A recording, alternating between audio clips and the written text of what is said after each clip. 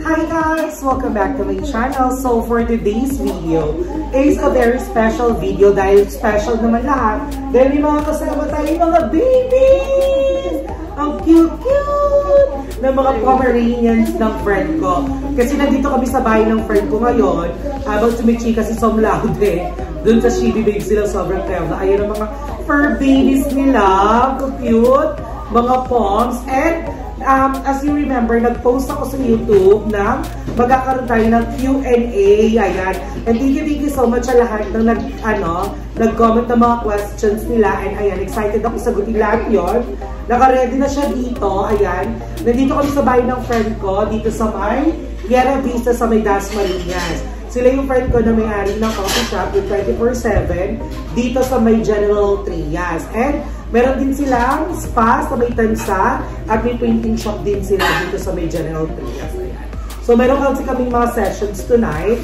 Kaya nandito kami. Ayan, kasama mga cute nilang babies. So ayan. So magbabasa na tayo ng mga tanong na sasagutin natin for today's video. And anyways, before we start, happy birthday pala dun sa pinuntahan namin sa Tagaytay. Happy birthday! Kaya naka-outfit ako ng ganito. Ayan. Kay Tita Imang, sa anak ni Berna, tsaka sa anak ni Tita Imang. Yan. So, handa ka na ba sa Q&A natin? Yes, pero hindi pa ako ang gawin ko. Bakit? Ganun talaga, kakapit talaga ang mga. Normal lang yan, ayahan mo na. Cute ng mga babies. So, first question, eto. Galing to kay John Lloyd. John Lloyd that Rizabal 5406. Ang tanong niya, gaano kayo ka-in-love sa isa't isa? Siguro in person. 1 to 10. Oo, like 1 to 10. Ako, 9. 9? Bakit 9 lang? Bakit 9 lang? Siyempre, minsan bakit ka eh. Bakit? Alam po siya, minsan laging galit, minsan laging... Di mo alam bakit ang mali mo. So, kaya may nag-hold back sa'yo gawing 10. Siguro sa akin 10. Kasi kung 10 na ako sa'yo, masaya ako sa kanya araw-araw eh. Punta ka after ng video 9 ka pa. Okay. Paano na i-handle ng jowa mo ang societal pressure, if any, as a life partner to a trans woman like you? Ayun. So, ang ibig sabihin nito, paano mo na-handle yung parang trans kasi ako? So, paano mo na-handle na, kunyari, syempre hindi mawawala sa Filipino yung judgment na naiilang ka ba kapag magkasama tayo sa labas, para may mga ganong kabang eksena, or none at all? Wala naman tayong pakialam basta mahal mo isang tao. Pero ako naman ngayon. Ganun po yun. Pinag-ilig ako. Tama ba yung basa ko? Societal? Ano ba to? Hindi ko alam basta yun na yung nabasa ko na. Ayan. Ilang beses po sa isang araw, spit or swallow? Ako? Kaya nakakaloka naman itong tanong mo, babe. Di kahit sa mood ko kung spit or swallow. Charis lang. Ilang beses sa isang araw? Depende sa kanya. Minsan kasi OA, vitamins, 3 times a day. Galing nga kay Nook Nibbles 26, kang tanong na yan. Si Jolly Albert talaga, pag nagtatanong talaga, grabe to eh. So ang tanong ni Jolly Albert, nagkaroon ka ba ng isang matinding away sa isa sa pinakamalapit sa buhay mo, like kamag-anak or kaibigan, na kailangan mong tanggalin sila sa buhay mo? Kung oo, anong dahilan ng alitan ito? Wala na bang pag-asang mag-rekindle ang relationship niyo? Ako siguro, wala pa naman. Yung tipong pinat-out ko talaga sa buhay ko, wala pa. Wala pa naman. Ikaw meron ka na? Wala. Nakamag-anak mo, nakaaway mo, tapos parang dined mo. Wala. Wala na. Wala naman. Galing kay Jolly Albert. Ayan. So, galing kay Gami.Bear. Akala ko, Darla, may plans ka to work again. Or focus ka na lang talaga muna sa YouTube. Actually, I have plans. I'm still looking for a job. Ang hinanap ko kasi is work from home since kakastart lang ng business natin ng D&D Chili Garlic. Kaya ganun. Ano ba? Eto, galing kay Hope Armani 9950. Ano ang say mo ng mga magulang ni jowa mo sa'yo and sa relationship niyo? Okay naman sa mama niya. Wala naman, tanggap naman. Teo, Darla na to. Darla na to. Teka lang ha, Chares. Tanggap naman, pinakilala niya ako sa mama niya. Biglaan nga yung pagpapakilala niya sa akin, kaya naloka din talaga ako. Tapos ay mapi kasi tanggap lang kami ng Muji. Eto, galing kay Haka Hotogo. Lights off or lights on? Lights off. Lights off din ako. Mas gusto namin yung medyo may konting ilaw na para romantic. Ang lakas ng loob din mag-lights. Ang kala mo puputi ng mga ginit ko. Sobrang clingy mo lang, baby. Sobrang sweet talaga nito, no? Gawin siya, oh, ay, gusto ko makamot-kamot pa. Ilang months ka ng buntis? 2 months. 2 years. 27 years. Di ka lumabas yung Erla. Charis. Aray ko, makaloka kayo.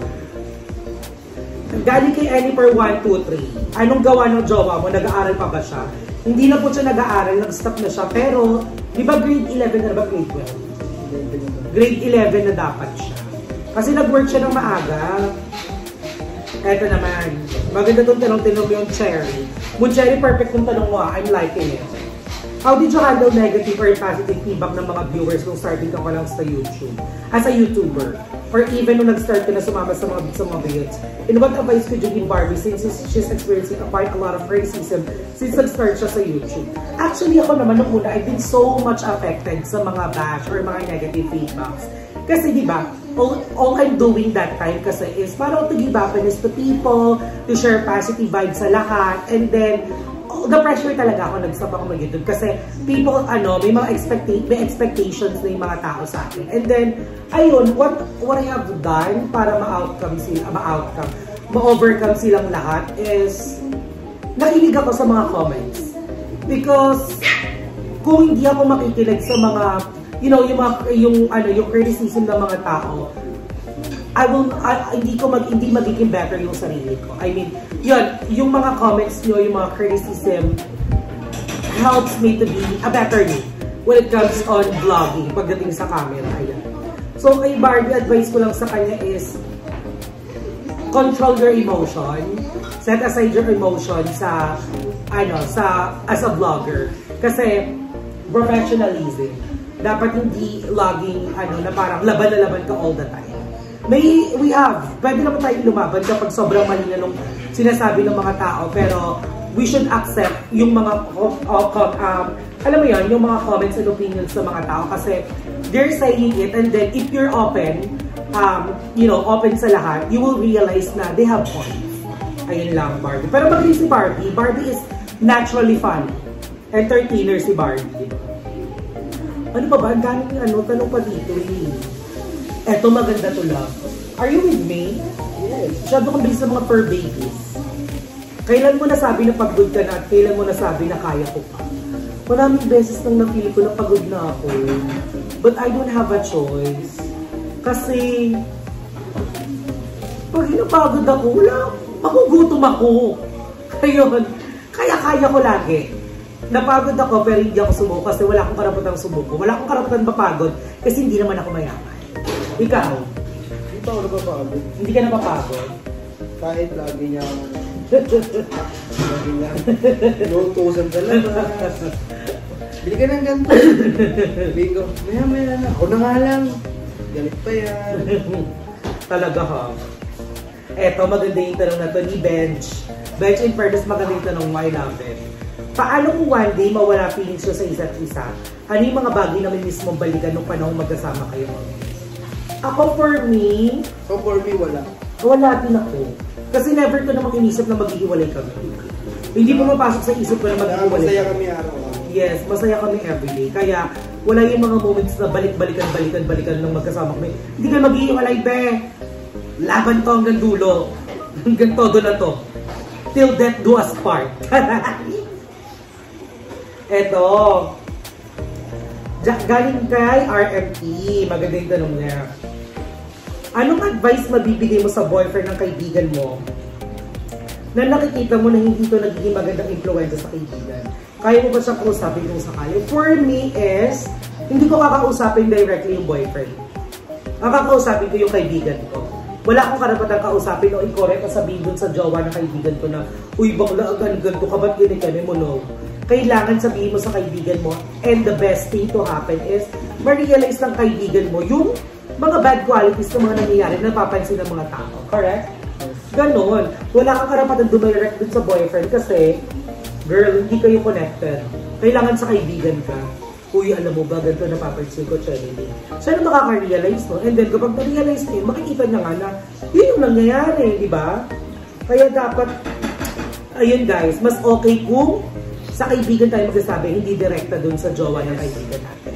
Kasi hindi tayo dapat makihimasok sa relasyon nila. Let them fix everything sa relationship. So, last question tayo. Anong pinaka-gusto mong qualities na Emma at Ayen? Si Emma, very generous and very sweet. Same as Ayen, generous and sweet. Yun ang pinaka-bonggang qualities ng mga baklang yan. Mabait talaga. Wala ka rin masasabi sa pagiging sweet nila at pagiging clingy nila minsan. Depende. Kasi syempre, normal din sa amin na may mga mood swings kami. Pero iba ang sweetness ng dalawang yun. At napaka-generous, wala kang masasabi sa kanila. Sobrang mapagbigay, parang itong Kevin natin. So, I think yan na lang yung Q&A natin for today. And thank you so much sa mga nagtanong. I think hanggang dito na lang ang video na to. Kasi gusto ko lang naman din talaga, alam mo yun, marinig yung kung ano yung mga tanong nyo sa amin na gusto nyo malaman. And thank you so much kasi you guys contribute questions para sa vlog na to. And maraming salamat for always being there. Abangan nyo dahil gagawa na tayo ulit ng third batch ng D&D Chili Garlic. Ayan. So, thank you so much sa lahat ng mga umu-order at sumusuporta sa business namin at sa amin. And also sa lahat ng mga bayot kasi ang dami namin orders today. Ilan na lutuin namin? 72 pieces na siya. Di ba nag-start tayo sa 20 per game? 72 na tayo. Ayan, thank you so much everyone for watching this vlog. And thank you for always being there, supporting me, and supporting all the bayots, and supporting our business. Ayan, maraming salamat sa inyo at alam niyo na mahal ko kayo. Okay? I love you! Ayan,